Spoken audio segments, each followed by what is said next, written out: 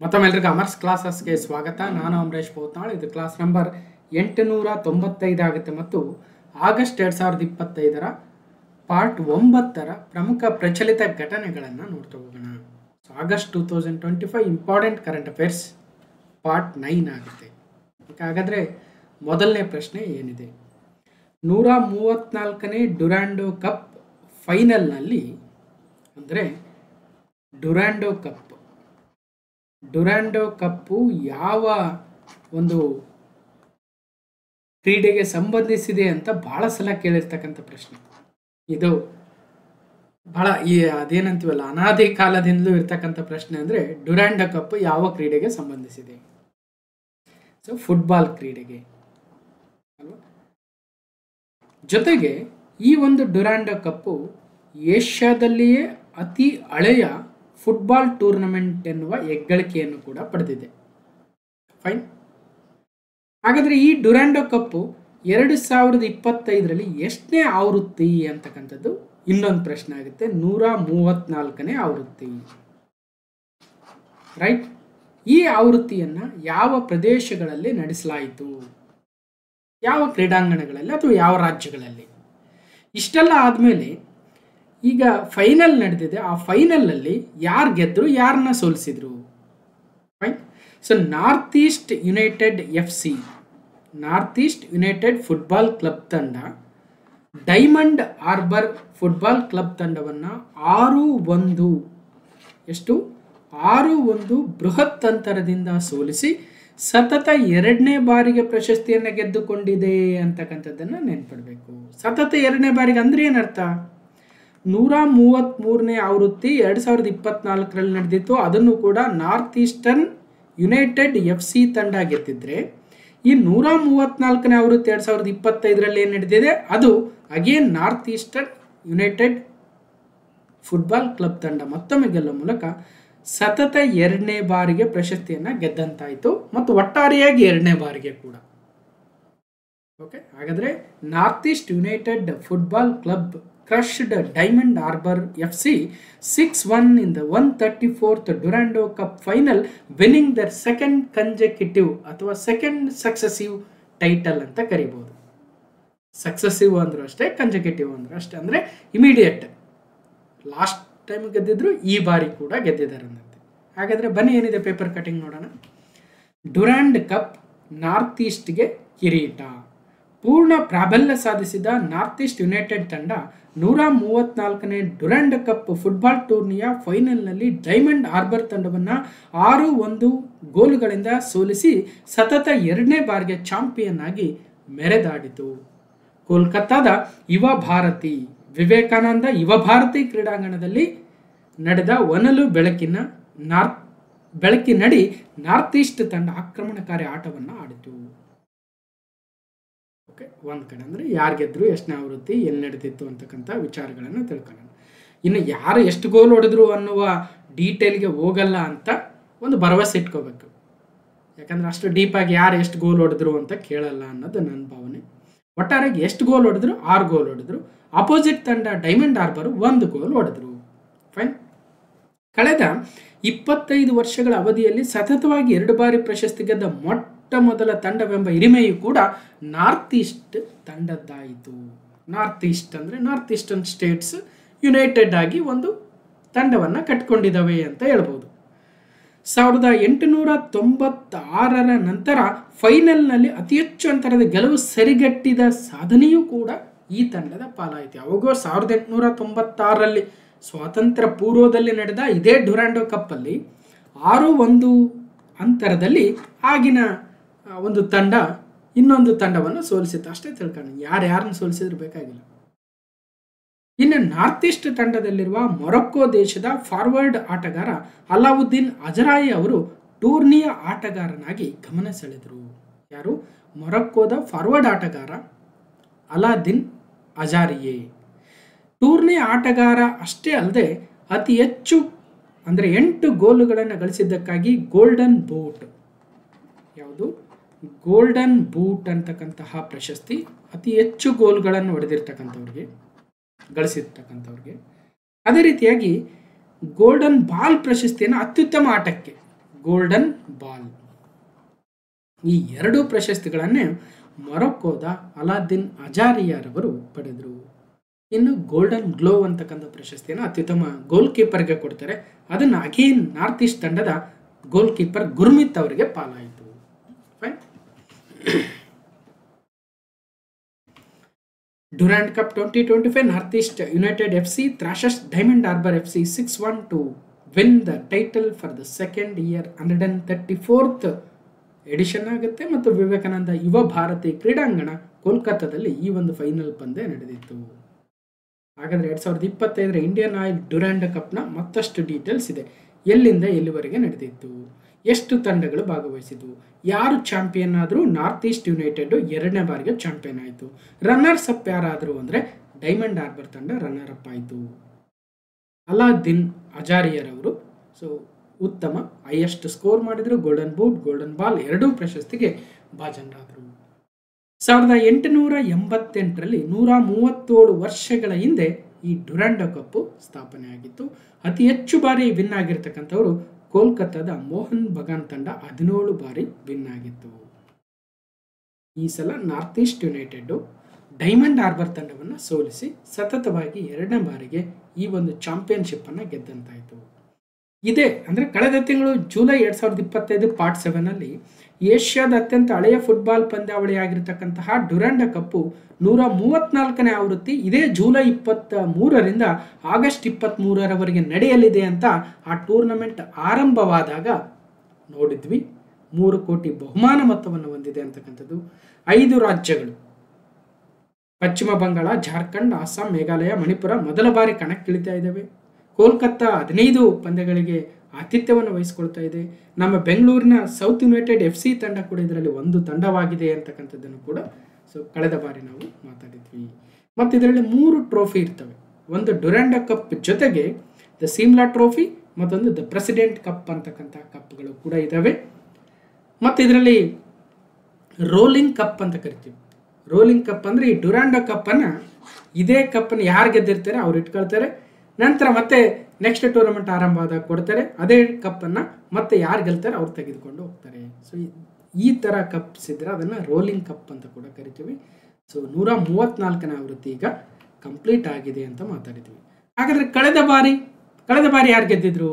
Class number 635ಯಲ್ಲಿ September 2024 part 3ಯಲ್ಲಿ discussion ಮಾಡಬೇಕಾದ್ರೆ ಇತ್ತೀಚೆಗೆ ಸುದ್ದಿಯಲ್ಲಿ ಕಂಡು ಬಂದ ಡ್ಯುರಾಂಡ್ ಕಪ್ ಯಾವ ಕ್ರೀಡೆಗೆ ಸಂಬಂಧಿಸಿದೆ? ಫುಟ್ಬಾಲ್ ಕ್ರೀಡೆಗೆ ಅಂತೇಳಿ ನಾರ್ತ್ ಈಸ್ಟ್ಗೆ ಡ್ಯುರಾಂಡ್ ಕಪ್ ಅಂತ ಹೇಳಿದ್ವಿ. ದೇಶದ ಪ್ರತಿಷ್ಠಿತ ಡ್ಯುರಾಂಡ್ ಕಪ್ ಫುಟ್ಬಾಲ್ ಟೂರ್ನಿಯ ಫೈನಲ್ನಲ್ಲಿ ನಾರ್ತ್ ಈಸ್ಟ್ ಯುನೈಟೆಡ್ ತಂಡ ಮೋಹನ್ ಬಗಾನ್ ತಂಡವನ್ನು ಸೋಲಿಸಿತ್ತು ಪೆನಾಲ್ಟಿ ಶೂಟೌಟಲ್ಲಿ.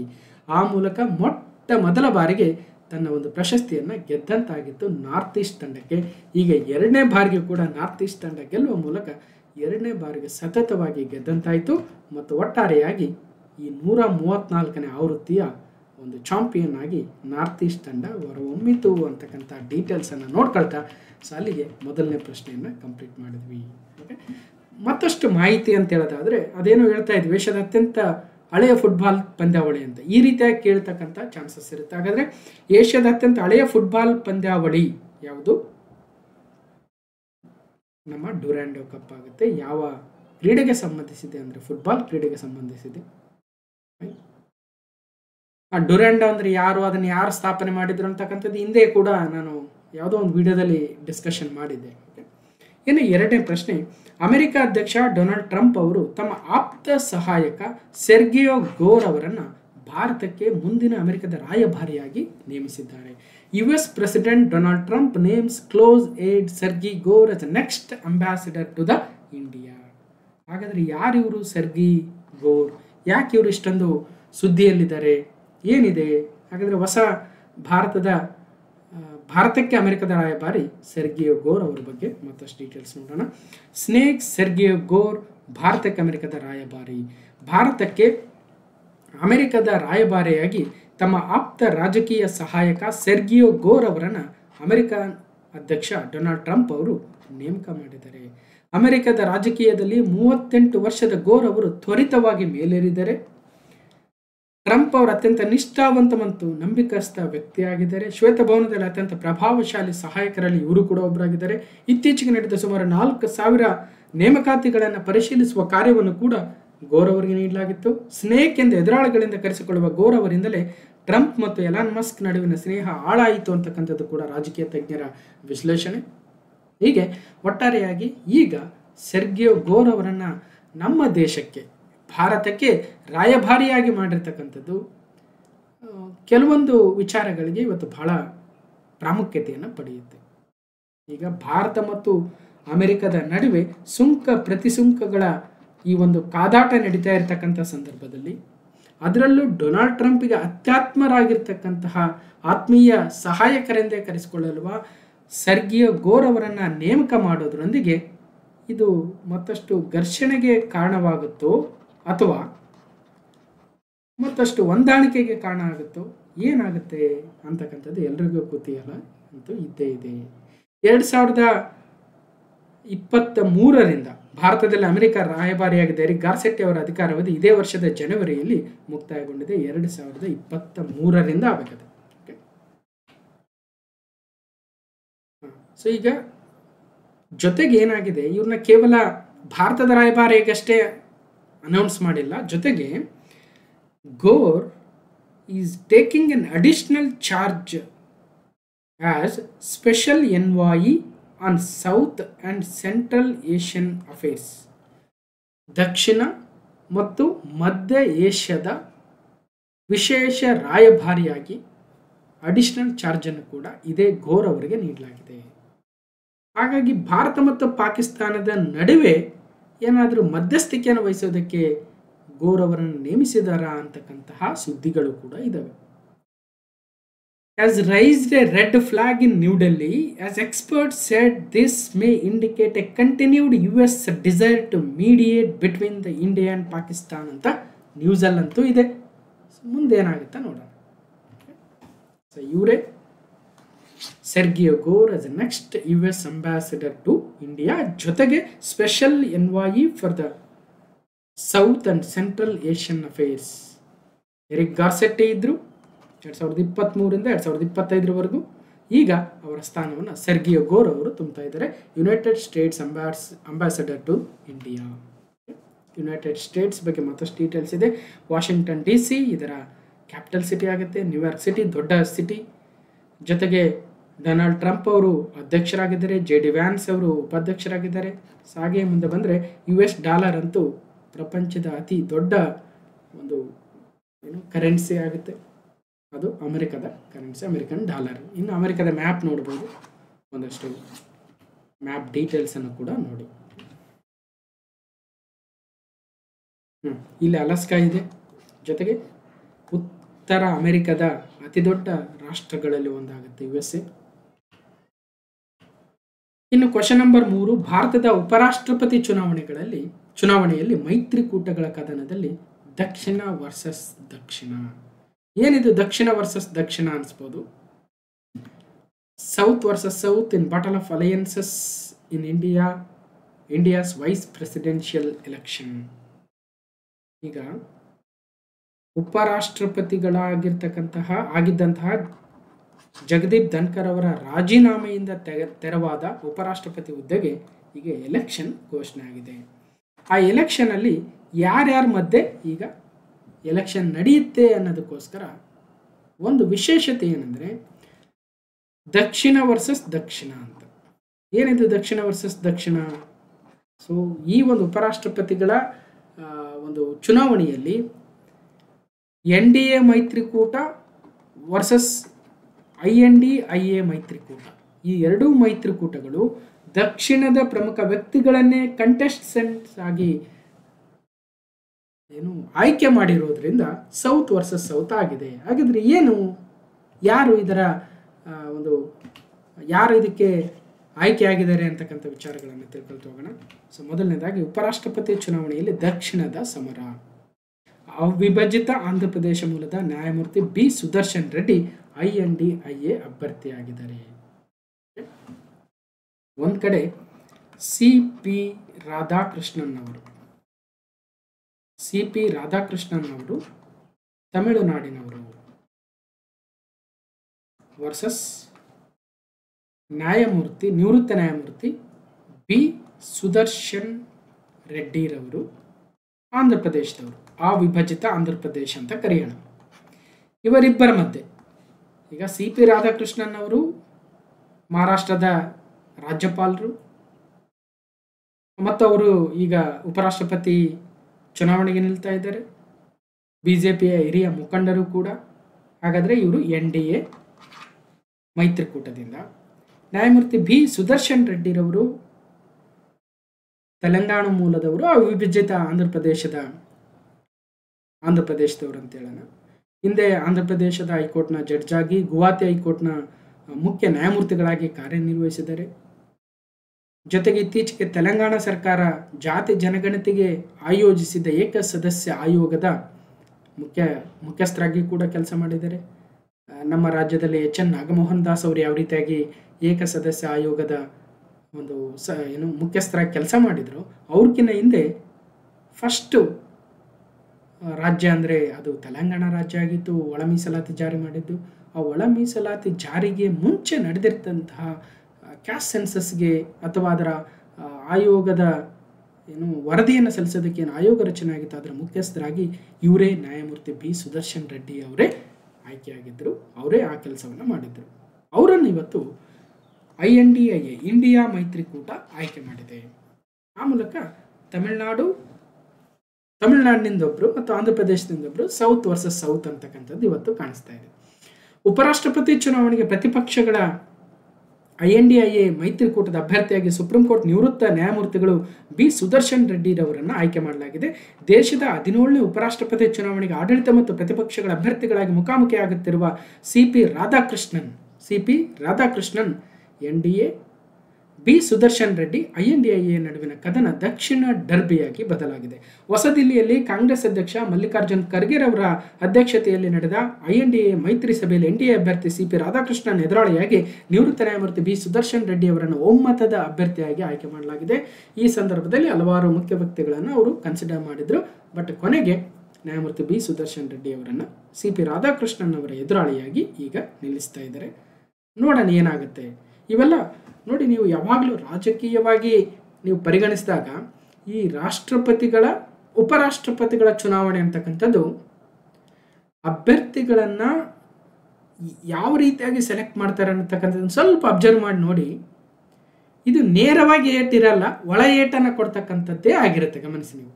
ಈಗ ನೋಡಿ, ಒಂದು ಎಕ್ಸಾಂಪಲ್ ತೆಗೆದುಕೊಳ್ಳೋದಾದರೆ, ಈಗ ಅವಿಭಜಿತ ಆಂಧ್ರ ಪ್ರದೇಶದ ಒಬ್ಬ ಬಹಳ ಜನಜನಿತ ವ್ಯಕ್ತಿ ಅನ್ಬೋದು, ಸುಪ್ರೀಂ ಕೋರ್ಟ್ನ ಮಾಜಿ ನ್ಯಾಯಮೂರ್ತಿಗಳು ಬಿ ಸುದರ್ಶನ್ ರೆಡ್ಡಿರವರು. ಈಗ ಆಂಧ್ರ ಪ್ರದೇಶದಲ್ಲಿ TDP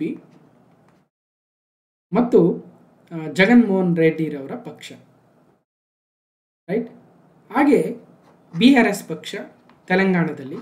ಈಗ ಇವರು ಯಾರಿಗೆ ಸಪೋರ್ಟ್ ಮಾಡಬೇಕು? ಕಾಂಗ್ರೆಸ್ ನೇತೃತ್ವದ ಇಂಡಿಯಾ ಮೈತ್ರಿಕೂಟದ ಬಿ ಸುದರ್ಶನ್ ರೆಡ್ಡಿರವರಿಗೆ ಸಪೋರ್ಟ್ ಮಾಡಬೇಕಾ? BRS ಪಕ್ಷ ತೆಲಂಗಾಣದಲ್ಲಿ KCR ಅವ್ರ ಪಕ್ಷ. ಕಾಂಗ್ರೆಸ್ ಅವರಂತೂ ಕಾಂಗ್ರೆಸ್ ಅವರಿಗೆ ಸಪೋರ್ಟ್ ಮಾಡ್ತಾರೆ. ಹಾಗಾದ್ರೆ ಅಲ್ಲಿ ಈಗ BRS ಪಕ್ಷದವರು CP ರಾಧಾಕೃಷ್ಣನ್ ಅವರಿಗೆ ಸಪೋರ್ಟ್ ಮಾಡಿದರೆ ಅಲ್ಲಿ ಏನು ಮೆಸೇಜ್ ಹೋಗುತ್ತೆ ಆ ಸ್ಟೇಟಲ್ಲಿ? ನಮ್ಮ ರಾಜ್ಯದ ಒಬ್ಬ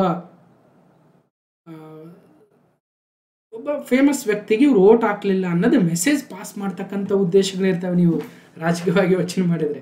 ಹಾಗಾಗಿ ಬಹಳ ಕುತೂಹಲಕಾರಿ ಇರ್ತಕ್ಕಂಥವು ರಾಷ್ಟ್ರಪತಿ ಮತ್ತು ಉಪರಾಷ್ಟ್ರಪತಿಗಳ ಹುದ್ದೆಗೆ ನಡೆಯುವ ಚುನಾವಣೆಗಳು. ನೇರ ಫೈಟ್ ಏನು ಇರಲ್ಲ, ಅಲ್ಲಿ ಏನೋ ಒಂದು ಒಳಮರ್ಮ ಇರುತ್ತೆ.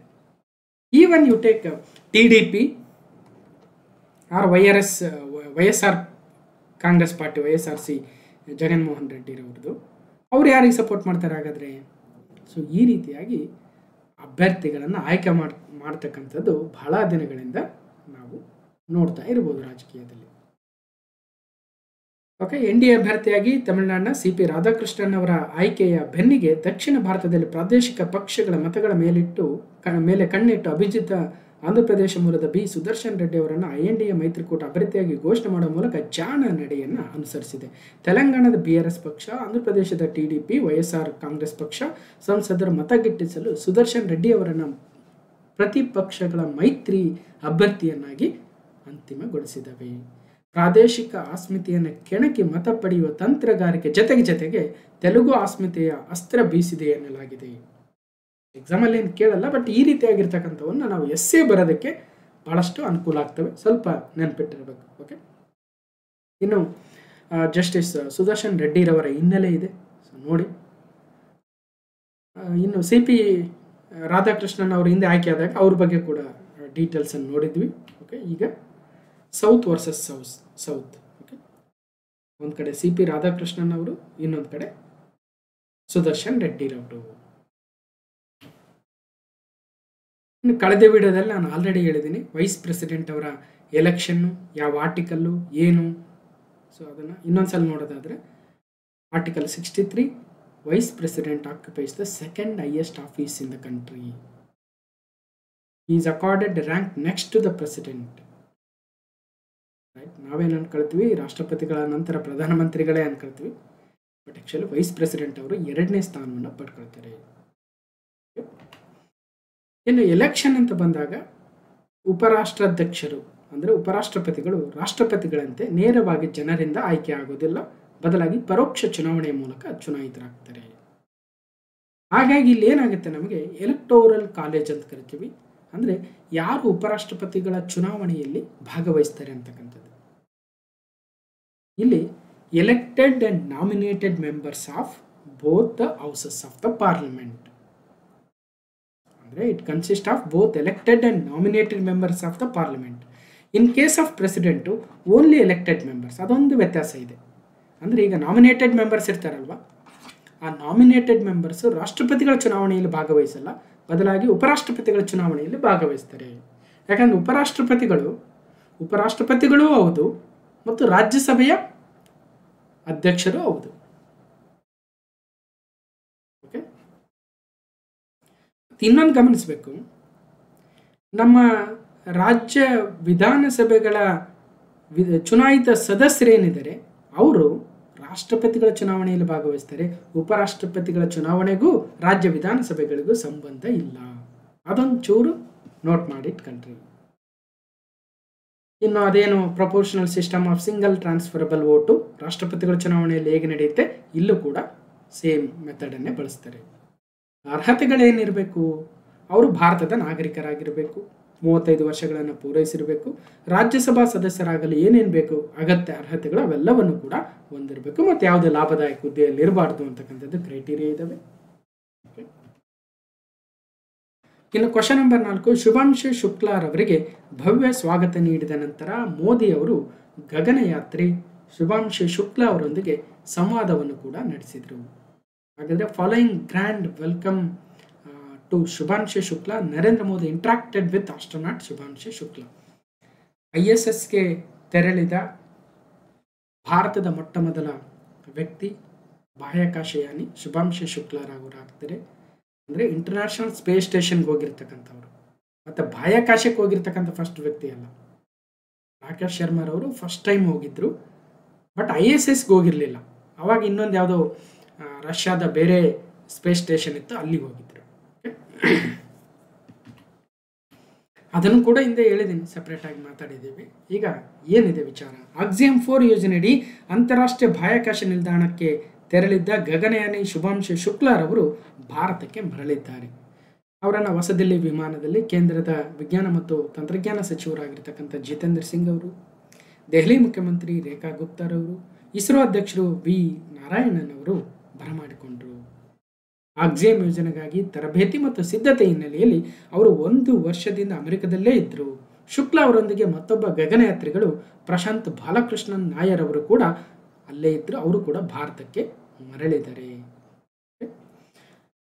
ಇಲ್ಲಿ ರಾಷ್ಟ್ರೀಯ ಬಾಹ್ಯಾಕಾಶ ದಿನಾಚರಣೆ ಸಂದರ್ಭದಲ್ಲಿ ಶುಭಾಂಶು ಶುಕ್ಲಾರವರು ಭಾಗವಹಿಸಿದ್ರಂತೆ.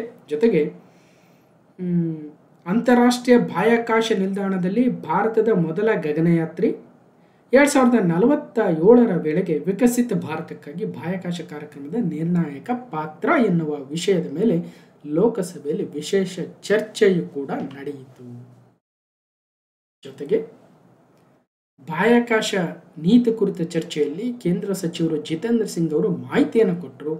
AXIM-4 ಮಿಷನ್ಗಾಗಿ 548 ಕೋಟಿ ರೂಪಾಯಿ ವೆಚ್ಚವನ್ನು ನಮ್ಮ ಭಾರತ ಮಾಡಿದೆ. ಇದು ಬೇರೆ ದೇಶಗಳಿಗೆ ಹೋಲಿಸಿದರೆ ಬಹಳಷ್ಟು ಕಡಿಮೆ ಮೊತ್ತ ಆಗುತ್ತೆ ಅಂತ ಕೂಡ ಹೇಳಿದರು. ನಾವು ಯಾವಾಗಲೂ ಅಷ್ಟೇ, ಈವನ್ ಚಂದ್ರಯಾನ 3 ಆಗಿರ್ಬೋದು, ಆ ಸಂದರ್ಭದಲ್ಲಿ ಬೇರೆ ದೇಶಗಳು 16,000 ಕೋಟಿ ರೂಪಾಯಿಗಳನ್ನು ಇನ್ವೆಸ್ಟ್ ಮಾಡಿದರೆ ನಮ್ಮ ಇಸ್ರೋ ಕೇವಲ 500-600 ಕೋಟಿ ರೂಪಾಯಿಯಲ್ಲೇ ಅಂತಹ ಸಕ್ಸಸ್ಫುಲ್ ಯೋಜನೆಯನ್ನು ಕೈಗೊಂಡಿತ್ತು. ಓಕೆ, ಇನ್ನು ಚಂದ್ರಯಾನ 3 ಯೋಜನೆಗೆ 600 ಕೋಟಿ ವೆಚ್ಚ ಆಗಿತ್ತು ಮತ್ತು ಗಗನಯಾನ ಯೋಜನೆಗೆ 10,000 ಕೋಟಿ ರೂಪಾಯಿನ ಈಗ ಆಲ್ರೆಡಿ ಬಜೆಟನ್ನು ನಿಗದೀಕರಿಸಲಾಗಿದೆ ಅಂತ ಹೇಳ್ತಾ ಇದ್ದಾರೆ. ಇನ್ನು ಒಟ್ಟಾರೆಯಾಗಿ ಒಂದು ಚರ್ಚೆ ಕೂಡ ಈ ಸಂದರ್ಭದಲ್ಲಿ ನಡೀತು ಮತ್ತು 2040 ವೇಳೆಗೆ ಚಂದ್ರನ ಅಂಗಳಕ್ಕೆ ಭಾರತದ ಗಗನಯಾತ್ರಿಯೊಬ್ಬರು ಕಾಲಿಡಲಿದ್ದಾರೆ ಅಂತ ಈ ಸಂದರ್ಭದಲ್ಲಿ ಲೋಕಸಭೆಗೆ ಮಾಹಿತಿಯನ್ನು ಕೂಡ ಕೊಟ್ಟಿದ್ದಾರೆ. ಜೊತೆಗೆ ಶುಭಾಂಶು ಶುಕ್ಲಾರವರೊಂದಿಗೆ ಪ್ರಧಾನಿಗಳು ಸಂವಾದವನ್ನು ಕೂಡ ನಡೆಸಿದರು. ಅಂತಾರಾಷ್ಟ್ರೀಯ ಬಾಹ್ಯಾಕಾಶ ನಿಲ್ದಾಣಕ್ಕೆ ಭೇಟಿ ನೀಡಿದ ಮೊಟ್ಟ ಮೊದಲ ಭಾರತೀಯ ಎಂಬ ಶ್ರೇಯಕ್ಕೆ ಪಾತ್ರವಾದ ಗಗನಯಾನಿ ಗ್ರೂಪ್ ಕ್ಯಾಪ್ಟನ್ ಶುಭಾಂಶು ಶುಕ್ಲಾರವರು ಹೊಸದಿಲ್ಲಿಯಲ್ಲಿ ಪ್ರಧಾನಿ ನರೇಂದ್ರ ಮೋದಿ ಅವರನ್ನು ಭೇಟಿಯಾದರು. ಓಕೆ, ಈ ಸಂದರ್ಭದಲ್ಲಿ ಅವರು ISSಗೆ ತಾವು ಕೊಂಡೊಯ್ದಿದ್ದ ಭಾರತದ ತ್ರಿವರ್ಣ ಧ್ವಜವನ್ನು ಮತ್ತು AXIM-4 ಮಿಷನ್ನ ಪ್ಯಾಚ್ ಅನ್ನು ಪ್ರಧಾನಿಗಳಿಗೆ ಉಡುಗೊರೆಯಾಗಿ ನೀಡಿದರು. ಇನ್ನು ಬಾಹ್ಯಾಕಾಶ ತಂತ್ರಜ್ಞಾನದಲ್ಲಿ ಭಾರತ ಮಹತ್ವದ ಪ್ರಗತಿಯನ್ನು ಸಾಧಿಸಿದ್ದು 2040 ವೇಳೆಗೆ ಭಾರತದ ಗಗನಯಾನಿಯೊಬ್ಬರು ಚಂದ್ರನ ಅಂಗಳದ ಮೇಲೆ ಕಾಲಿಡುವುದು ನಿಶ್ಚಿತ. 2047 ಹೊತ್ತಿಗೆ ವಿಕಸಿತ ಭಾರತದ ಕಲ್ಪನೆ ಸಾಕಾರಕ್ಕೂ ಮೊದಲೇ ಈ ಸಾಧನೆ ಕೈಗೂಡಲಿದೆ. ಭಾರತಕ್ಕೆ ಸ್ವಾತಂತ್ರ್ಯ ಬಂದು 100 ವರ್ಷಗಳಾಗುವ ಹೊತ್ತಿಗೆ ಭಾರತದ ಗಗನಯಾನಿಯೊಬ್ಬರು ಚಂದ್ರನ ಅಂಗಳದಲ್ಲಿ ಕಾಲಿಡಲಿದ್ದಾರೆ ಅಂತ ಈ ಸಂದರ್ಭದಲ್ಲಿ ಜಿತೇಂದ್ರ ಸಿಂಗ್ ಅವರು ಲೋಕಸಭೆಗೆ ತಿಳಿಸಿದರು. ಮತ್ತು ಇನ್ನು ಅದರ ಮೇಲೆ ಸ್ಪೆಷಲ್ ಒಂದು ಡಿಸ್ಕಷನ್ ಕೂಡ, ಚರ್ಚೆ ಕೂಡ ಆಯಿತು. ಇದೇ ಸಂದರ್ಭದಲ್ಲಿ sky was never the limit, ಏನು sky was never the limit ಎನ್ನುವ ಒಂದು ಕೃತಿ, ಅದು ಗಗನಯಾನಿ ಶುಭಾಂಶು ಶುಕ್ಲಾರವರ ಜೀವನಗಾಥೆ. ಆ ಜೀವನಗಾಥೆಯನ್ನು ಸಾಕ್ಷ್ಯಚಿತ್ರ ನಿರ್ಮಾಪಕ ಆರ್ ನಾರಾಯಣ್ ಅವರು ಬರೆದಿದ್ದಾರೆ. ಆರ್ ನಾರಾಯಣ್ ಅವರು. ಇದು 7 ಅಧ್ಯಾಯಗಳನ್ನು ಒಳಗೊಂಡಿದೆ.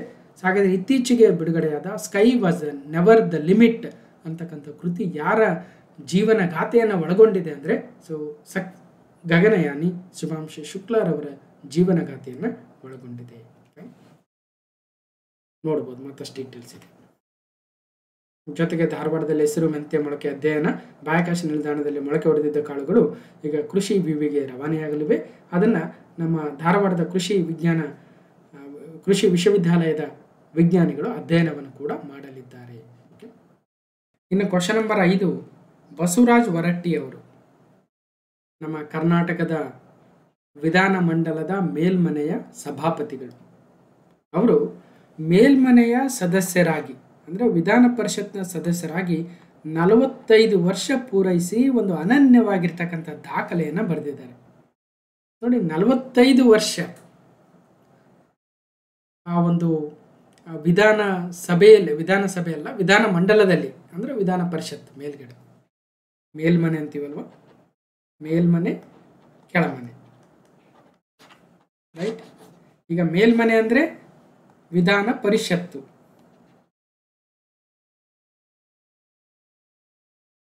ಕೆಳಮನೆ ಅಂದರೆ ವಿಧಾನಸಭೆ.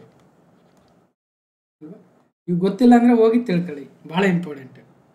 ಈಗ ಯಾರಾದರೂ ಫಸ್ಟ್ ಟೈಮ್ ಕಾಂಪಿಟೇಟಿವ್ ಎಕ್ಸಾಮಿಗೆ ಬಂದಾಗ ಅವ್ರಿಗಿನ್ನೂ ಐಡಿಯಾ ಇರಲ್ಲ ಅಲ್ವ. ಸೊ ಒಂದಷ್ಟು ಪಳಗಿದಾಗ ಇವು ಏನಂದ್ರೆ ಗೊತ್ತಾಗುತ್ತೆ. Basavaraj Horatti has completed 45 years as a member of the upper house, has return a unique record. 45 ವರ್ಷ ಸುಮ್ಮನೆನಾ, ಸೂಪರ್ ಸೀನಿಯರ್ ಇದ್ದಂಗೆ ಅವರು.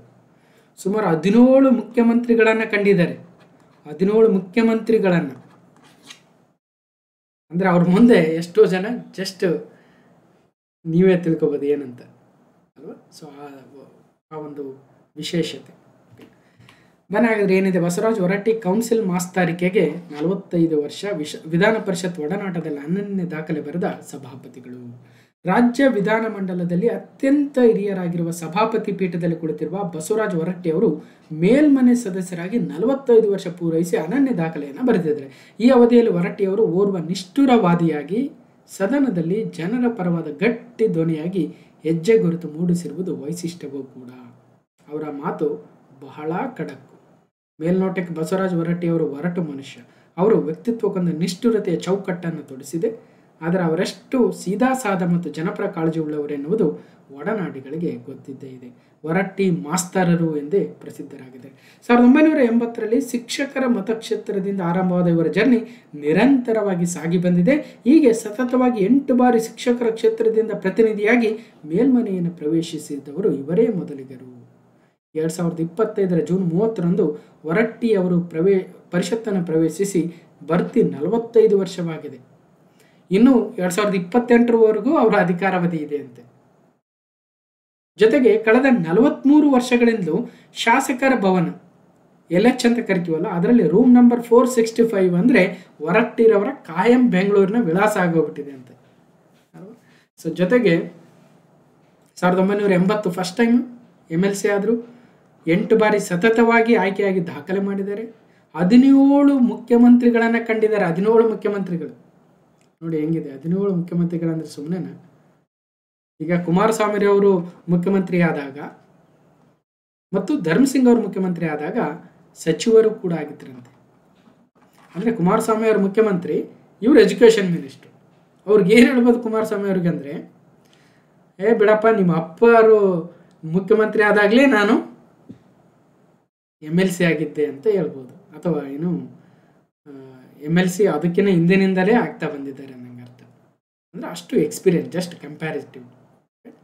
45 ವರ್ಷ ಪರಿಷತ್ ಅನುಭವ. ಓಕೆ, 43 ವರ್ಷಗಳಿಂದ LH ಅಲ್ಲಿ ವಾಸ್ತವ್ಯ ಹೂಡಿದ ರೂಮಿನ ಸಂಖ್ಯೆ 465. ಹಾಗಂತ ಎಕ್ಸಾಮಲ್ಲೇ 465 ಕೇಳಲ್ಲ, ಜಸ್ಟ್ ಫಾರ್ ಇನ್ಫಾರ್ಮೇಷನ್. 28ಕ್ಕೆ ಅವರ ಅವಧಿ ಮುಕ್ತಾಯ ಆಗುತ್ತೆ.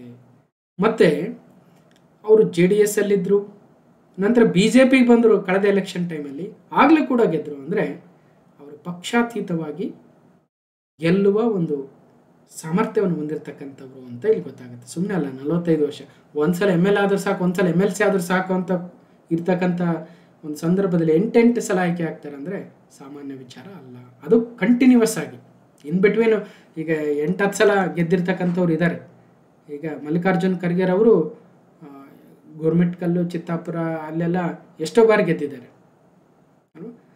ಕೆಲವೊಂದು ಸಲ ಸೋತಿದ್ದಾರೆ ಕೂಡ. ಈವನ್ ಸಿದ್ದರಾಮಯ್ಯನವ್ರನ್ನ ತೆಗೆದುಕೊಳ್ಳಿ, ದೇವೇಗೌಡರನ್ನ ತೆಗೆದುಕೊಳ್ಳಿ, ಯಡಿಯೂರಪ್ಪ ಅವ್ರನ್ನ ತೆಗೆದುಕೊಳ್ಳಿ, ಇವರೆಲ್ಲ ದೊಡ್ಡ ದೊಡ್ಡ ರಾಜಕಾರಣಿಗಳು. SM ಕೃಷ್ಣ. ಸೊ ಈ ನೇರವಾಗಿ ಜನರಿಂದ ಗೆದ್ದಿರ್ತಕ್ಕಂಥವ್ರು ಸಾಕಷ್ಟು ಬಾರಿ ಸೋಲು ಗೆಲುವನ್ನು ಕಂಡಿರ್ತಾರೆ. ಅವರ ದೀರ್ಘ ಇನ್ನಿಂಗ್ಸಲ್ಲಿ 17 ಮುಖ್ಯಮಂತ್ರಿಗಳನ್ನು ಕಂಡಿದ್ದಾರೆ. ಮೇಲ್ಮನೆಯಲ್ಲಿ 45 ವರ್ಷ ಪೂರೈಸಿದ ಸಭಾಪತಿಯವರು ಬಸವರಾಜ ಹೊರಟ್ಟಿರವರು.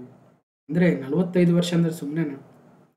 ನೋಡಿ, ಈ ಎಲ್ಲ ಮುಖ್ಯಮಂತ್ರಿಗಳು ಇತ್ತೀಚೆಗೆ ಬಂದಿರತಕ್ಕಂಥವರು, ಸಿದ್ದರಾಮಯ್ಯನವರು ಆಗಿರ್ಬೋದು, ಅಥವಾ ಅದರ ಹಿಂದೆ BJP ಪಕ್ಷದಲ್ಲಿ ಬಸವರಾಜ ಬೊಮ್ಮಾಯಿರವರು, ಯಡಿಯೂರಪ್ಪನವರು, ಅದಕ್ಕಿಂತ ಹಿಂದೆ ಅಗೇನ್ ಕುಮಾರಸ್ವಾಮಿ ಅವರು, ಅದರ ಹಿಂದೆ ಮತ್ತೆ ಸದಾನಂದ ಗೌಡರು, ಜಗದೀಶ್ ಶೆಟ್ಟರ್ ಅವರು, ಅಗೇನ್ ಯಡಿಯೂರಪ್ಪ, ಅದರಿಂದ ಮತ್ತೆ ಅಗೇನ್ ಸಿದ್ದರಾಮಯ್ಯನವರು. ಸೊ ಅದರಿಂದ ಹಾಗೆ ಕುಮಾರಸ್ವಾಮಿ ಅವರು, ಧರ್ಮಸಿಂಗ್ ಅವರು, ಹಾಗೆ ಹಿಂದೆ ಹೋದರೆ SM ಕೃಷ್ಣರವರು ಅಲ್ವಾ, ಹಾಗೆ ಇನ್ನೂ ಸ್ವಲ್ಪ ಹಿಂದೆ JH ಪಟೇಲ್ ಅವರು ಅಥವಾ ದೇವೇಗೌಡರು, ಅವ್ರ ಹಿಂದೆ ವೀರಪ್ಪ ಮೊಯ್ಲಿರವರು, ಬಂಗಾರಪ್ಪನವರು, ಹೀಗೆ ಎಷ್ಟೆಲ್ಲ ಮುಖ್ಯಮಂತ್ರಿಗಳನ್ನು ಕಂಡಿರ್ತಕ್ಕಂಥವ್ರು. ರಾಮಕೃಷ್ಣ ಹೆಗಡೆರವರ ಅಲ್ಲಿಂದ ಇಟ್ಕೊಂಡು ಕೂಡ.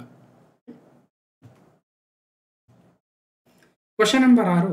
CRPF ITBFನ ಮಾಜಿ ಮಹಾನಿರ್ದೇಶಕರು ಅನೀಶ್ ದಯಾಳ್ ಸಿಂಗ್ ಅವರನ್ನು ಉಪರಾಷ್ಟ್ರೀಯ ಭದ್ರತಾ ಸಲಹೆಗಾರನಾಗಿ ನೇಮಿಸಲಾಗಿದೆ. Farmer CRPF and ITBF DG Anish Dayal Singh appointed as a Deputy National Security Advisor. ರಾಷ್ಟ್ರೀಯ ಭದ್ರತಾ ಉಪ ಸಲಹೆಗಾರರಾಗಿ ಅನೀಶ್ ಅವರು ಕೇಂದ್ರೀಯ ಮೀಸಲು ಪೊಲೀಸ್ ಪಡೆ CRPFನ ನಿವೃತ್ತ ಪ್ರಧಾನ ನಿರ್ದೇಶಕರು ಅನೀಶ್ ದಯಾಳ್ ಸಿಂಗ್ ಅವರು ಹಿಂದೆ CRPFನ ಡೈರೆಕ್ಟರ್ ಜನರಲ್ ಆಗಿದ್ದರು. ಜೊತೆಗೆ ITBP ಅಂತ ಕರಿತೀವಿ, ITBP. ITBP ಅಂದರೆ ಇಲ್ಲಿ ITBF ಅಂತ ಕೊಟ್ಟೆ, ಆ್ಯಕ್ಚುಲಿ ಇದು ITBP ಆಗಬೇಕು. Indo Tibetan border police force, ಅದರಲ್ಲೂ ಕೂಡ ಪ್ರಧಾನ ನಿರ್ದೇಶಕರಾಗಿ ಸೇವೆಯನ್ನು ಸಲ್ಲಿಸಿದರು. ಅವರನ್ನು ಈಗ ಡೆಪ್ಯೂಟಿ NSA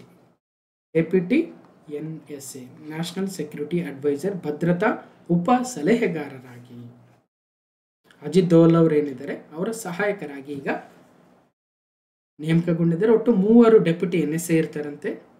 ಒಬ್ರಿಗೆ ಆಲ್ರೆಡಿ ಮಾಜಿ ಮುಖ್ಯಸ್ಥರು ರಾಜೇಂದರ್ ಖನ್ನಾ ಇದ್ದಾರೆ ಹೆಚ್ಚುವರಿ NSA ಆಗಿ. ನಿವೃತ್ತ IPS ಅಧಿಕಾರಿ TV ರವಿಚಂದ್ರನ್, ನಿವೃತ್ತ IFS ಅಧಿಕಾರಿ ಪವನ್ ಕಪೂರ್ ಅವರು ಈಗ ಆಲ್ರೆಡಿ ಡೆಪ್ಯೂಟಿ NSA ಆಗಿ ಕಾರ್ಯನಿರ್ವಹಿಸ್ತಾ ಇದ್ದಾರೆ. ಈಗ ಮತ್ತೊಬ್ಬರು 3ನೇಯವರಾಗಿ ಅನೀಶ್ ದಯಾಳ್ ಸಿಂಗ್ ಅವರು ಆಯ್ಕೆಯಾಗಿದ್ದಾರೆ. ಸಾಕಷ್ಟು ಕೆಲಸವನ್ನು ಮಾಡಿದ್ದಾರೆ ಅವರು. ಅವರ ಸೇವೆಯನ್ನು ಗುರುತಿಸಿ ಈಗ ಡೆಪ್ಯೂಟಿ ನ್ಯಾಷನಲ್ ಸೆಕ್ಯೂರಿಟಿ ಅಡ್ವೈಸರ್ ಆಗಿ ಅವರಿಗೆ ಅಧಿಕಾರವನ್ನು ಕೊಟ್ಟಿದ್ದಾರೆ. Former CRPF DG Anish Dayal Singh appointed as a deputy NSA. Okay, ಹಾಗಾದರೆ national security advisor for India ಈಗ ಸದ್ಯ ಇರ್ತಕ್ಕಂಥವ್ರು ಅಜಿತ್ ದೋವಲ್ ಅವರು. ಅವರಿಗೆ ಡೆಪ್ಯೂಟಿಗಳಾಗಿ Rajinder Khanna IPS additional NSA ಇದ್ದಾರೆ. ಈಗ TV ರವಿಚಂದ್ರನ್ IPS, ಪವನ್ ಕಪೂರ್ ಮತ್ತು ಅನೀಶ್ ದಯಾಳ್ ಸಿಂಗ್ ಅವರು 3 ಡೆಪ್ಯೂಟಿ NSAs ಇದ್ದಾರೆ. ಫೈನ್. ನ್ಯಾಷನಲ್ ಸೆಕ್ಯೂರಿಟಿ ಅಡ್ವೈಸರ್ 1998 ಸ್ಥಾಪನೆ ಆಗಿತ್ತು. ಆ ಒಂದು ಹುದ್ದೆ ದೆಹಲಿಯಲ್ಲಿ ಅದರ ಪ್ರಧಾನ ಕಚೇರಿ ಇದೆ. ಈಗ 5ನೇ NSA ಆಗಿ ಅಜಿತ್ ದೋವಲ್ ಅವರು ಇದ್ದಾರೆ ಮತ್ತು ಅವರ ಅಧಿಕಾರಾವಧಿ ಮುಂದುವರಿತಾ ಇದೆ. ಸೊ ಸೆಕೆಂಡ್ ಟೈಮ್ ಅನಿಸುತ್ತೆ ಕಂಟಿನ್ಯೂ ಮಾಡಿದ್ದಾರೆ. ಓಕೆ, ನೆಕ್ಸ್ಟ್ ಕ್ವಶನ್ ನಂಬರ್ಗಳು. ದಿದಾಯಿ ಬುಡಕಟ್ಟು ಪ್ರಾಥಮಿಕವಾಗಿ ಯಾವ ರಾಜ್ಯದಲ್ಲಿ ಕಂಡುಬರುತ್ತೆ? Didayi tribe is primarily found in which state ಅಂತ. ಒಡಿಸ್ಸಾ, ರಾಜಸ್ಥಾನ್, ಗುಜರಾತ್, ಕರ್ನಾಟಕ. ಅಂದರೆ ಒಡಿಸ್ಸಾದಲ್ಲಿ ಕಂಡು ಬರ್ತಕ್ಕಂಥದ್ದು ದಿದಾಯಿ ಬುಡಕಟ್ಟು ಜನಾಂಗ. ಯಾಕೆ ಸುದ್ದಿಯಲ್ಲಿದೆ ಅಂದರೆ ಈ ದಿದಾಯಿ ಬುಡಕಟ್ಟು ಜನಾಂಗಕ್ಕೆ ಸೇರಿದ ಒಬ್ಬ ವಿದ್ಯಾರ್ಥಿನಿ ಚಂಪಾ ರೆಸ್ಪೇಡಾ ಅಂತೆ. ಆ ವಿದ್ಯಾರ್ಥಿನಿ ನೀಟ್ ಎಕ್ಸಾಮ್ ಕ್ಲಿಯರ್ ಮಾಡಿ ಒಡಿಸ್ಸಾದ ಒಂದು ಮೆಡಿಕಲ್ ಕಾಲೇಜಿಗೆ ಸೆಲೆಕ್ಟ್ ಆಗಿದ್ದಾಳೆ. ಆ ಮೂಲಕ ಈ ನೀಟ್ ಎಕ್ಸಾಮ್ನ ಪಾಸ್ ಆಗಿರ್ತಕ್ಕಂಥ ಫಸ್ಟ್ ದಿದಾಯಿ ಟ್ರೈಬ್ ಸ್ಟೂಡೆಂಟ್ ಆಗ್ತಾಳೆ. ಹಾಗಾಗಿ ದಿದಾಯಿ ಟ್ರೈಬು ಸುದ್ದಿಯಲ್ಲಿದೆ. ಯಾವ ರಾಜ್ಯದಲ್ಲಿ ಬರುತ್ತೆ ಅಂದರೆ ಒಡಿಸ್ಸಾ ರಾಜ್ಯದಲ್ಲಿ ಕಂಡುಬರುವ ಪರ್ಟಿಕ್ಯುಲರ್ಲಿ ವಲ್ನರಬಲ್ ಟ್ರೈಬಲ್ ಗ್ರೂಪ್ಸ್ PVTGಯಲ್ಲಿ ಒಂದು ಬುಡಕಟ್ಟು ಜನಾಂಗ ದಿದಾಯಿ ಟ್ರೈಬ್ ಆಗುತ್ತೆ. ಆ ದಿದಾಯಿ ಟ್ರೈಬ್ನ ಒಬ್ಬ ವಿದ್ಯಾರ್ಥಿನಿ ಫಸ್ಟ್ ಟೈಮು ನೀಟ್ ಎಕ್ಸಾಮ್ನ ಕ್ಲಿಯರ್ ಮಾಡಿದ್ದಾಳೆ, ಚಂಪಾ ರಸ್ಪದ ಅಂತ. ಫೈನ್. ಇಲ್ಲಿ ಜನರಲ್ ಆಗಿ ಆಕೆಯ ಹೆಸರನ್ನು ಕೇಳದೇ ಇರ್ಬೋದು, ಬಟ್ ಅವರ ಬುಡಕಟ್ಟು ಜನಾಂಗ ವೆರಿ ಇಂಪಾರ್ಟೆಂಟ್. ದಿದಾಯಿ ಬುಡಕಟ್ಟು ಜನಾಂಗ, ಅದರಲ್ಲೂ ವಿಶೇಷ ದುರ್ಬಲ ಬುಡಕಟ್ಟು ಗುಂಪುಗಳಲ್ಲಿ ಒಂದಾಗಿರ್ತಕ್ಕಂಥದ್ದು. ಒಡಿಸ್ಸಾದಲ್ಲಿ 13 ವಿಶೇಷ ದುರ್ಬಲ ಬುಡಕಟ್ಟು ಜನಾಂಗಗಳು. ನಮ್ಮ ಕರ್ನಾಟಕದಲ್ಲಿ 2 ಇದ್ದಾವೆ, ಒಂದು ಜೇನುಕುರುಬ ಮತ್ತೊಂದು ಕೊರಗ. ಅಂದರೆ ಬುಡಕಟ್ಟು ಜನಾಂಗಗಳಲ್ಲಿಯೇ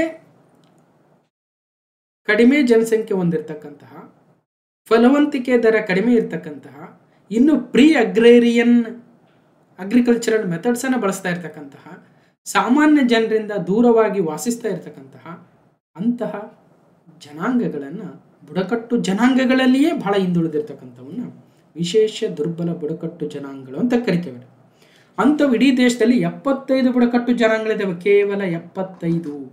500ಕ್ಕೂ ಹೆಚ್ಚು ಅಥವಾ ಇನ್ನೂ ಹೆಚ್ಚು ಬುಡಕಟ್ಟು ಜನಾಂಗಗಳಿದ್ರೂ ಕೂಡ ಅದರಲ್ಲಿ 75 ಮಾತ್ರ PVTs ಇದ್ದಾವೆ. ಆ 75ರಲ್ಲಿ ಕರ್ನಾಟಕದಲ್ಲಿ 2 ಇದ್ದರೆ ಒಡಿಸ್ಸಾದಲ್ಲಿ 13 ಇದ್ದಾವೆ. ಆ 13 ಬುಡಕಟ್ಟು ಜನಾಂಗಗಳಲ್ಲಿ ಒಂದಾಗಿರ್ತಕ್ಕಂಥದ್ದು ದಿದಾಯಿ ಟ್ರೈಬ್.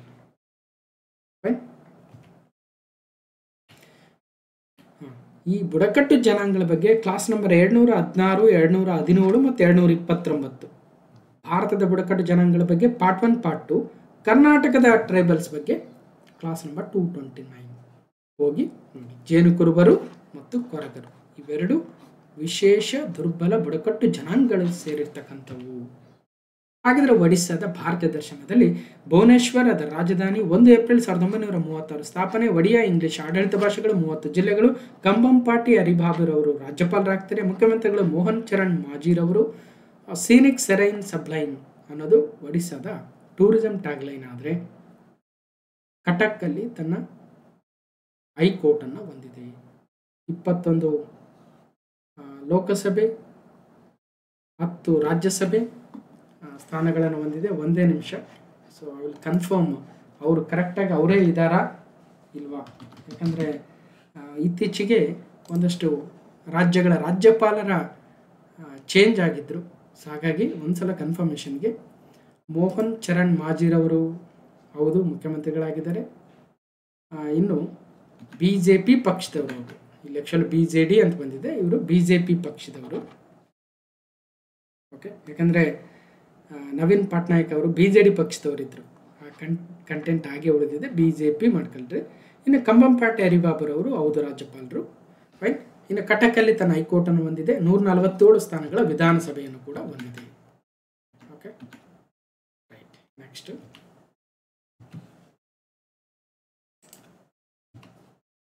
ಅಲ್ಲಿನ ಹೆರಿಟೇಜ್ ಸೈಟ್ಗಳು. ಹೆರಿಟೇಜ್ ಸೈಟ್ಸ್ ಯಾವ್ಯಾವ ಇದ್ದಾವೆ? ಸೂರ್ಯ ದೇವಾಲಯ, ಕೋನಾರ್ಕದಲ್ಲಿರ್ತಕ್ಕಂಥ ಸನ್ ಟೆಂಪಲ್ ಆಗಿರ್ಬೋದು.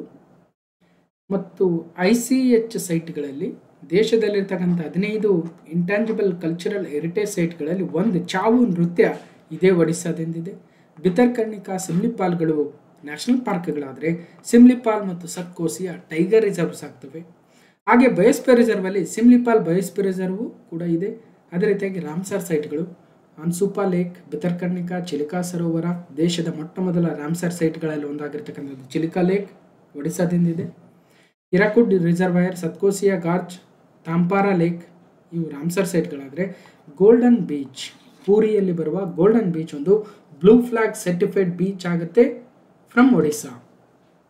ಓಕೆ, ಅಲ್ಲಿನ ಬುಡಕಟ್ಟು ಜನಾಂಗಗಳು, ನೃತ್ಯ ಪ್ರಕಾರಗಳು, ಹಬ್ಬಗಳು, ನದಿಗಳು, ಅಣೆಕಟ್ಟುಗಳು, ಜಲಪಾತಗಳು, ಬಂದರುಗಳು, ಬೀಚ್ಗಳನ್ನು ಒಂದ್ಸಲ ನೋಟ್ ಮಾಡ್ಕೊಳ್ರಿ ಅಂತ ಹೇಳ್ತಾ let's move on to the question number 8. ಜಾಗತಿಕವಾಗಿ ಪ್ರಮುಖ ಕೃಷಿ ಪರಂಪರೆ ವ್ಯವಸ್ಥೆಗಳು GIAHS, globally important agricultural heritage systems ಯಾವ ಸಂಸ್ಥೆಯ ಉಪಕ್ರಮವಾಗಿದೆ? Is an initiative of which organization? UNEP, United Nations environment programme ಅಂದರೆ ವಿಶ್ವಸಂಸ್ಥೆಯ ಪರಿಸರ ಕಾರ್ಯಕ್ರಮವ, ಅಥವಾ UNDP, United Nations development programme ವಿಶ್ವಸಂಸ್ಥೆ ಅಭಿವೃದ್ಧಿ ಕಾರ್ಯಕ್ರಮವ, ಅಥವಾ ವರ್ಲ್ಡ್ ಬ್ಯಾಂಕ, ಅಥವಾ FAO, food and agricultural organization, ಆಹಾರ ಮತ್ತು ಕೃಷಿ ಸಂಸ್ಥೆ FAOದ ಯಾರು globally important agriculture heritage systems ಅಂತ ಒಂದು ಇನಿಷಿಯೇಟಿವ್ನ ಯಾವ ಸಂಸ್ಥೆ ತಂದಿದೆ ಅಂತಕ್ಕಂಥದ್ದು ಇಲ್ಲಿ ಪ್ರಶ್ನೆ. ಯಾವ ಸಂಸ್ಥೆ ತಂದಿದೆ? FAO, food and agriculture organisation, ವಿಶ್ವಸಂಸ್ಥೆಯ ಅಂಗಸಂಸ್ಥೆಯು ಕೂಡ ಆಗುತ್ತೆ FAO. ಓಕೆ, ಅವರು as informed by the Food and Agricultural Organization FAO, India currently hosts 3 globally important agricultural heritage system GIAHS. ಒಂದು ಒಡಿಸ್ಸಾದ ಕೊರಪಟ್ ರೀಜನ್ನು, ಎರಡನೇದು ಕುಟ್ಟನಾಡ್ ಫಾರ್ಮಿಂಗ್ ಸಿಸ್ಟಮ್ಸ್ ಇನ್ ಕೇರಳ, ಮೂರನೇದು ಸಾಫ್ರನ್ ಹೆರಿಟೇಜ್ ಆಫ್ ಕಾಶ್ಮೀರ. ಹೀಗೆ ಈ 3 ಕೃಷಿ ವ್ಯವಸ್ಥೆಗಳನ್ನು globally important agricultural heritage systems ಅಂತ FAO announce ಮಾಡಿದೆ. ಹಾಗಾಗಿ 2007ರಲ್ಲಿ ಸುಸ್ಥಿರ ಅಭಿವೃದ್ಧಿಗಾಗಿ ವಿಶ್ವ ಶೃಂಗಸಭೆಯಲ್ಲಿ ಪ್ರಾರಂಭಿಸಲಾದ ಒಂದು ಕಾರ್ಯಕ್ರಮವೇ ಗ್ಲೋಬಲಿ ಇಂಪಾರ್ಟೆಂಟ್ ಅಗ್ರಿಕಲ್ಚರಲ್ ಹೆರಿಟೇಜ್ ಸಿಸ್ಟಮ್ಗಳು. It was created to address threats to the family farming and traditional agriculture such as climate change, displacement and biodiversity loss. ಅಂದರೆ ಹವಾಮಾನ ಬದಲಾವಣೆ, ಡಿಸ್ಪ್ಲೇಸ್ಮೆಂಟ್ ಅವ್ರನ್ನ ಸ್ಥಳಾಂತರ ಮಾಡ್ತಕ್ಕಂಥದ್ದು, ಮತ್ತು ಬಯೋಡೈವರ್ಸಿಟಿ ಲಾಸ್, ಜೀವ ವೈವಿಧ್ಯತೆಯ ನಷ್ಟ ಆಗೋದ್ರೊಂದಿಗೆ ಈ ಒಂದು ಫಾರ್ಮಿಂಗ್ ಸಿಸ್ಟಮ್ ಏನು ಕಲ್ಟಿವೇಟ್ ಮಾಡ್ತಾ ಇದ್ದಾರೆ ಅದು ನಷ್ಟ ಆಗ್ಬೋದು ಅಂತಕ್ಕಂತಹ ಒಂದು ಕಾಳಜಿಯನ್ನು FAO 2002ರಲ್ಲೇ ತಂದಿದೆ ಅಂತೆ, globally important agricultural heritage systems ಅಂತ. ಅಂತಹ ಹೆರಿಟೇಜ್ ಸಿಸ್ಟಮಲ್ಲಿ ಭಾರತದಿಂದ 3 ಇದ್ದಾವೆ. ಆ 3 ತಾಣಗಳು ಯಾವ್ಯಾವ ಇದ್ದಾವೆ ಅಂದರೆ, ಒಂದು ಒಡಿಸ್ಸಾದಲ್ಲಿ Koraput in Odisha is known for paddy diversity, medicinal plants and tribal knowledge systems. ಇದು ಒಂದು ಕೊರಪಟ್ ಇನ್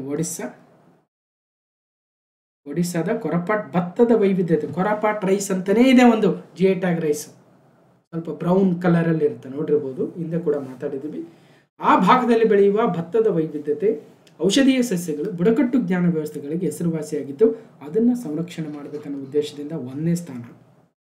ಎರಡನೇದು ಕುಟ್ಟನಾಡ್ in Kerala is unique below sea level farming area with paddy, coconut, fishing and shell collection. ಇದು ಕೂಡ globally important agricultural heritage system ಎಂದು ಪರಿಗಣಿಸಲಾಗಿದೆ. Kuttanad below sea level farming. Koraput traditional heritage of the Odisha. ಮೂರನೇದು saffron park in Kashmir, rich in saffron cultivation. ಅದನ್ನು ಕೂಡ GIAHS ಆಗಿ FAO ಆಯ್ಕೆ ಮಾಡಿದೆ. ಆ ಮೂರುಗಳ ವಿಶೇಷತೆ ಮತ್ತೊಮ್ಮೆ ಕೊಟ್ಟಿದ್ದಾರೆ, ಸೊ ನೋಡ್ಬೋದು ಅಂತ ಹೇಳ್ತಾ ಇತ್ತೀಚೆಗೆ ಲೋಕಸಭೆಯಲ್ಲಿ ಮಾಹಿತಿಯನ್ನು ಕೊಡ್ತಾ ಇದ್ರು. Food and agricultural organisation FAO ಆಹಾರ ಮತ್ತು ಕೃಷಿ ಸಂಸ್ಥೆ ಇಟಲಿಯ ರೋಮಲ್ಲಿ ತನ್ನ ಪ್ರಧಾನ ಕಚೇರಿಯನ್ನು ಹೊಂದಿದೆ. 1945 ಸ್ಥಾಪನೆ. ಕ್ಯೂ ಡೊಂಗ್ಯೂರ್ ಅವರು ಅದರ ಡೈರೆಕ್ಟರ್ ಜನರಲ್ ಆಗಿದ್ದಾರೆ. FAO. ಕ್ವಶನ್ ನಂಬರ್ 9, ಭಾರತದ ಮೊದಲ ಸಂಪೂರ್ಣ ಡಿಜಿಟಲ್ ಸಾಕ್ಷರ ರಾಜ್ಯ ಎಂದು ಯಾವ ರಾಜ್ಯವನ್ನು ಘೋಷಿಸಲಾಗಿದೆ? Which state has been declared as India's first fully digitally literate state? Kerala, Karnataka, Tamil Nadu, Andhra Pradesh. So ಕೇರಳವಾಗಿದೆ ಡಿಜಿಟಲ್ ಸಾಕ್ಷರ. ಹಿಂದೆ ನಾವು ಹುಡುಗರಿದ್ದಾಗೆ ಸಾಕ್ಷರತೆಯನ್ನೇ ಒಂದು ದೊಡ್ಡ ಆಂದೋಲನವನ್ನಾಗಿ ಮಾಡಲಾಗಿತ್ತು. ಹಾಗಾಗಿ ಅಕ್ಷರ ದೇಶವನ್ನಾಗಿ ಮಾಡಲು ದೇಶದಲ್ಲಿರ್ತಕ್ಕಂಥ ಎಲ್ಲ ನಾಗರಿಕರನ್ನು ಅಕ್ಷರ ಜ್ಞಾನವನ್ನು ಪಡೆಯಲು ಸಾಕಷ್ಟು ಸಾಕ್ಷರತಾ ಆಂದೋಲನಗಳನ್ನು ಮಾಡಿದ್ರು. ನಾವು ಹುಡುಗರಿದ್ದಾಗ ಕೂಡ ಅನಕ್ಷರಸ್ಥರಾಗಿರ್ತಕ್ಕಂಥವ್ರಿಗೆ ಈ ಕಲಿಸೋದಕ್ಕೆ ಆ ಒಂದು ಬುಕ್ಸ್ ಬರ್ತಾ ಇದ್ವು. ಆ ಬುಕ್ಸನ್ನು ಕೊಟ್ಟು ಅವ್ರಿಗೆಲ್ಲ ಈ ತಿದ್ದಿ ತೀಡಿಸಿ ಎಲ್ಲ ಟ್ರೈ ಮಾಡ್ತಾ ಇದ್ವಿ. ನಾವು 4-5ನೇ ಕ್ಲಾಸ್ ಓದ್ಬೇಕಾದ್ರೆ ಆ ಬುಕ್ ಕೊಡೋರು. ಆ ಬುಕ್ ತಗೊಂಡೋಗಿ ಹಳ್ಳಿಗಳಲ್ಲಿ ನಮ್ಮ ಮನೆಗಳ ಪಕ್ಕದಲ್ಲಿ, ಏರಿಯಾ ಪಕ್ಕದಲ್ಲಿ ಯಾರು ಆಸಕ್ತಿಯಿಂದ ಓದ್ಬೇಕಂತಿರ್ತಾರೆ, ಕೆಲವೊಂದು ಮಕ್ಕಳು ಏನು ಮಾಡ್ತಾಯಿದ್ರು, ಅವ್ರಿಗೆ ಶಾಲೆ ಕಳಿಸ್ತಾ ಇರಲಿಲ್ಲ. ಚಿಕ್ಕವರಿದ್ದಾಗಲಿಂದಲೂ ಅವ್ರನ್ನ ಹೊಲಕ್ಕೆ ಕರ್ಕೊಂಡು ಹೋಗೋದು, ದನ ಕಾಯಕ್ಕೆ ಕರ್ಕೊಂಡು ಹೋಗೋದು ಮಾಡ್ತಾಯಿದ್ರು ಮನೆಗಳಲ್ಲಿ. ಅಂಥವ್ರಿಗೆ ಕಲಿಸ್ಬೇಕು ಅನ್ನೋ ಉದ್ದೇಶದಿಂದ ಸಾಕ್ಷರತಾ ಆಂದೋಲನಗಳು ನಡೀತಾ ಇದ್ವು. ಬಟ್ ಇವತ್ತೇನಾಗಿದೆ, ಹೌದು ಸಾಕ್ಷರರಾಗಿದ್ದಾರೆ, ಆದರೆ ಡಿಜಿಟಲ್ ಸಾಕ್ಷರತೆ ಇಲ್ಲ. ಅಂದರೆ ಅರ್ಥ, ಕಂಪ್ಯೂಟರ್ ಮೊಬೈಲ್ ಬಳಸೋದಕ್ಕೆ ಬರದೇ ಹೋದರೆ ಇವತ್ತು ಇಲ್ಲಿಟ್ರೇಟ್ಸ್ ಅನ್ನೋ ಒಂದು ಹಂತಕ್ಕೆ ಬಂದು ನಿಂತಿದೆ ಪ್ರಪಂಚ. ಹಾಗಾಗಿ ತನ್ನ ರಾಜ್ಯದಲ್ಲಿರ್ತಕ್ಕಂತಹ ಎಲ್ಲರನ್ನೂ ಕೂಡ ಡಿಜಿಟಲಿ ಸಾಕ್ಷರರನ್ನಾಗಿ ಮಾಡಬೇಕು ಅನ್ನೋ ಉದ್ದೇಶದಿಂದ ಕೇರಳ ರಾಜ್ಯ ಇತ್ತೀಚೆಗೆ ಒಂದು ಕಾರ್ಯಕ್ರಮವನ್ನು ತಂದಿತ್ತು. ಆ ಮೂಲಕ ಎಲ್ಲರನ್ನೂ ನೋಡಿ, 70-89 ವಯಸ್ಸಾಗಿರ್ತಕ್ಕಂತಹ ಮಹಿಳೆಯರು ಕೂಡ ಆ ಫೋನನ್ನು ಬಳಸ್ತಾ ಇರ್ತಕ್ಕಂಥದ್ದನ್ನು ನೋಡ್ಬೋದು. So Kerala declared as a first fully digitally literate state in the country. ಮುಖ್ಯಮಂತ್ರಿ ಪಿಣರಾಯಿ ವಿಜಯನ್ ಅವರು ಕೇರಳವನ್ನು ಭಾರತದ ಮೊದಲ ಸಂಪೂರ್ಣ ಡಿಜಿಟಲ್ ಸಾಕ್ಷರ ರಾಜ್ಯವೆಂದು ಘೋಷಣೆ ಮಾಡಿದ್ದಾರೆ. The achievement marks the completion of the first phase of the Digi Kerala project to bridge the digital divide. Digi Kerala project ಅಂತ ತಂದಿದ್ದಾರೆ. ಆ ಮೂಲಕ ಯಾರ್ಯಾರಿಗೆ ಡಿಜಿಟಲಿ ಲಿಟ್ರೇಟ್ ಆಗಿಲ್ವೋ ಅವರಿಗೆ ಟ್ರೈನಿಂಗ್ ಅನ್ನು ಕೊಡ್ತಕ್ಕಂಥ ಕೆಲಸವನ್ನು ಮೊದಲ ಹಂತವನ್ನು ಈಗ ಮುಗಿಸಿದ್ದೀವಿ. ಆ ಮೂಲಕ 21 ಲಕ್ಷಕ್ಕೂ ಹೆಚ್ಚು ಜನರು ಡಿಜಿಟಲಿ ಇಲಿಟ್ರೇಟ್ ಕಂಡು ಬಂದಿದ್ರು. ಅವರೆಲ್ಲರಿಗೂ ಈಗ ಒಂದು ಹಂತದ ಟ್ರೈನಿಂಗನ್ನು ಕಂಪ್ಲೀಟ್ ಮಾಡಿದ್ದೀವಿ, ಇವ್ಯಾಲ್ಯೂಯೇಷನ್ ಕಂಪ್ಲೀಟ್ ಮಾಡಿದ್ದೀವಿ ಅಂತ ಹೇಳಿದರೆ, ಆ ಮೂಲಕ the first country to fully digitally literate ಆಗ್ತಕ್ಕಂಥದ್ದು ನಮ್ಮ ದೇಶದಲ್ಲಿ ಅಂತ ಹೇಳಿದ್ದಾರೆ. So Kerala become first state to achieve a full digital literacy. ಏನದು digital literacy? Digi Keralam programme ಅಂದ್ರೆ ಏನು? ಸೊ ನೋಡ್ಬೋದು, ಮತ್ತಷ್ಟು ಡೀಟೇಲ್ಸ್ ಇದೆ. ಮತ್ತು ಕೇರಳದ ಭಾರತ ದರ್ಶನ, ತಿರುವನಂತಪುರಂ ರಾಜಧಾನಿ, 1 ನವೆಂಬರ್ 1956 ಸ್ಥಾಪನೆ. ಮಲಯಾಳಂ ಆಡಳಿತ ಭಾಷೆ, 14 ಜಿಲ್ಲೆಗಳಿದ್ದಾವೆ. ರಾಜೇಂದ್ರ ಅರ್ಲೇಕರ್ ಅವರು ಈಗ ಪ್ರಸ್ತುತ ಕೇರಳದ ರಾಜ್ಯಪಾಲರಾಗಿದ್ದಾರೆ. ಪಿಣರಾಯಿ ವಿಜಯನ್ ಅವರು ಮುಖ್ಯಮಂತ್ರಿಗಳಾಗಿದ್ದಾರೆ CPIM. God's own country tourism tagline ಆಗುತ್ತೆ. ಒಂದ್ಸಲ ಕೇರಳದ ಡೀಟೇಲ್ಸನ್ನು ಕನ್ಫರ್ಮ್ ಮಾಡ್ಕೊಂಬಿಡೋಣ, ಮುಖ್ಯಮಂತ್ರಿಗಳು ಮತ್ತು ರಾಜ್ಯಪಾಲರು.